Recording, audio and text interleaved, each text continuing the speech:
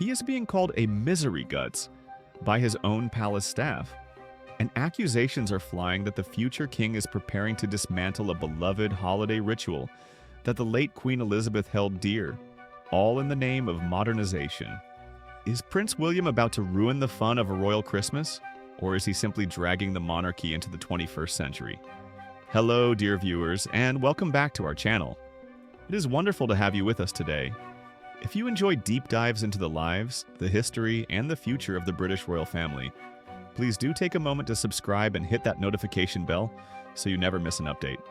Today, we are turning our eyes towards Sandringham and the festive season. While Christmas seems far away inside the palace walls, the planning and the protocols are always a topic of discussion.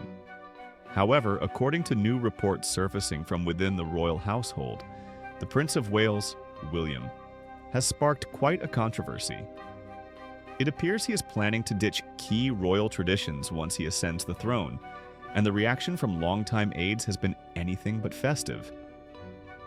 For decades, we have looked at the royal family's Christmas as a bastion of immovable tradition. From the regimented walks to church to the specific times for tea, everything is orchestrated with military precision. But there was always one moment, one specific, silly, and cherished moment that allowed the royals to let their hair down. Now it seems that very moment is on the chopping block. According to emerging reports, specifically from Radar Online, Prince William is set to abandon the long-standing royal Christmas tradition of exchanging joke gifts. This decision has led some palace staff to label him as overly serious, with some even describing his attitude as po-faced.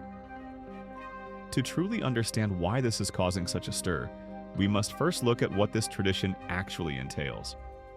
You see, unlike most families who might exchange jewelry, expensive gadgets, or heartfelt keepsakes on Christmas morning, the royal family has followed a German tradition introduced by Prince Albert. They open their presents on Christmas Eve, known as Heiligabend.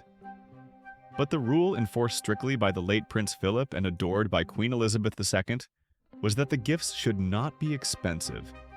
In fact, the cheaper and cheekier, the better. We are talking about a family that has access to the crown jewels, yet they delight in giving each other whoopee cushions and singing fish. Legend has it that Prince Harry once gave his grandmother, the Queen, a shower cap that read, "Ain't life a betch," which she reportedly loved. Before she became the Princess of Wales, Kate Middleton reportedly gave Harry a grow your own girlfriend kit. It was a time for levity, a time for the family to dissolve the stiffness of their public roles and just laugh at one another.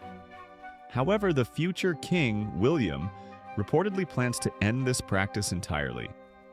He intends to stop the custom of handing out these small joke gifts, which are traditionally opened in order of seniority. The report suggests that while William's ultimate goal is to modernize royal celebrations, favoring a tone that is quieter, more relaxed, and perhaps more dignified, longtime aides are struggling to get on board. They have described the move as entirely unnecessary. One source, speaking candidly to the publication, revealed the internal frustration. They said, "Some of us think William can be a bit po-faced about these things. It's a harmless bit of fun, and it means a lot to people who remember the late Queen." That term, po-faced, is quite a stinging critique. It suggests a disapproval of humor, a certain sternness that rejects frivolity. For the staff who have served the family for decades, the joke gift exchange wasn't just about the items themselves, it was about the atmosphere. It was a connection to the late Queen's era, a time when the matriarch of the family could chuckle at a silly trinket.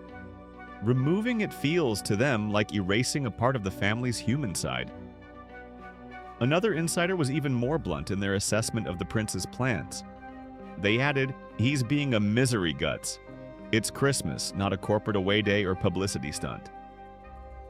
This comment highlights a growing tension within the palace regarding William's management style. There is a fear that in his quest to be a professional, modern monarch, he might be treating the institution too much like a corporation. A corporate away day implies forced fun, stiffness, and a lack of genuine soul. Exactly the opposite of what a family Christmas should be. The staff seems to feel that by sanitizing the holiday of its eccentricities, William is stripping away the charm that makes the Windsors unique. But why is William so adamant about ending this tradition? Is it really just about being serious? An insider explained the prince's reasoning, stating, "While William's mind is on much bigger changes than just the trestle table, it's well known to be one of those antiquated traditions that he's never really taken to." This is a fascinating insight into William's psychology. The trestle table refers to the specific setup at Sandringham where the gifts are laid out. It seems that for William, this ritual represents an antiquated way of doing things that simply doesn't fit his vision of the future. He is looking at the bigger picture, the survival of the monarchy, the relevance of the crown in a changing world, and perhaps he feels that these old-fashioned aristocratic parlor games are a distraction, or simply not authentic to who he is. The source continued, predicting the timeline of these changes. You can expect that to be one of the first things to go when he eventually hosts his first Sandringham Christmas. It is important to note the distinction here between Sandringham and Anmer Hall. Anmer Hall is William and Kate's country residence on the Sandringham estate. It is their sanctuary. It is where they raised George, Charlotte, and Louis with a lifestyle that is much closer to the Middleton family's way of doing things than the Windsor way. At Anmer Hall, the vibe is casual. It is about board games, cooking together, and watching movies. It is not about standing in order of seniority to open a plastic toy. The conflict arises because the big royal Christmas happens at the main house, Sandringham House. This is where the extended family gathers, and this is where the traditions live. William seems to prefer the sanctuary of Anmer Hall, and when he takes over the main event at Sandringham, he wants to bring that Anmer Hall energy with him. The insider elaborated on this clash of styles. It's just not William's way of doing things at home, and he has apparently quipped in the past that he wouldn't continue any of that stuff, though he appreciates his father does it for the nostalgia and as a way to remember the Queen. Here lies the delicate balance William must strike. He acknowledges that his father, King Charles III, is currently maintaining these traditions. Charles, despite his own plans for a slimmed-down monarchy, is deeply sentimental. For Charles, keeping the joke gifts and the specific schedules is a way to honor his mother, the late Queen Elizabeth. It is a form of nostalgia that comforts him and the older members of the family. William, however, represents the next generation. He respects his father's choice to keep the flame alive for now, but he has made it clear, through these reported quips, that the buck stops with him. When the crown eventually passes to William, the era of the gag gift will likely end. This potential change speaks to a larger narrative about Prince William. He is often seen as the CEO of the new royal family. He is focused on tangible impact, such as the Earthshot Prize and homelessness initiatives. He is serious, driven, and intensely protective of his family's image. In his view, perhaps the monarchy doesn't need to be wacky or eccentric to be loved. It needs to be relevant and dignified. However, one must ask, do we lose something when we lose the eccentricity? The British monarchy is steeped in odd traditions, from the ravens at the Tower of London to the swan-upping on the Thames. These idiosyncrasies are part of the mystique. The image of the royal family sitting around a table laughing at cheap toys humanized them in a way that a polished, quiet Christmas might not.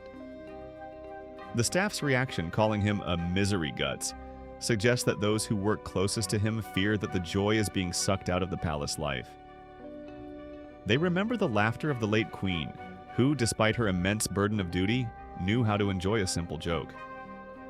They worry that William, in his earnestness to be a perfect king, might be forgetting how to just be a person at Christmas. On the other hand, many of you might agree with William. Times are tough. The world is changing.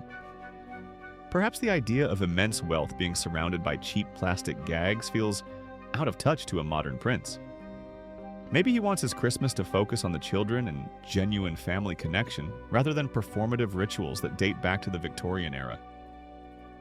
It is a classic clash between heritage and progress. King Charles is the bridge, holding onto the past out of respect and love. William is the future, ready to sweep away the cobwebs, even if it means upsetting a few old retainers who miss the good old days. As we look toward the future of the monarchy, It is clear that the reign of King William III will look very different from that of Queen Elizabeth II. The pomp and circumstance will remain for state occasions, but behind closed doors, the trestle table of jokes may be folded away for good. I would love to hear your thoughts on this. Do you think Prince William is right to modernize and ditch the joke gift tradition? Or do you agree with the palace staff that he is being a misery guts and destroying a harmless, fun tradition that honors the late queen? Is it important for the royals to keep these quirky habits, or is it time for them to grow up? Please leave your opinions in the comments section below. I always read through them and value your perspectives. If you found this video interesting, please do give it a thumbs up and share it with friends who follow the royal family.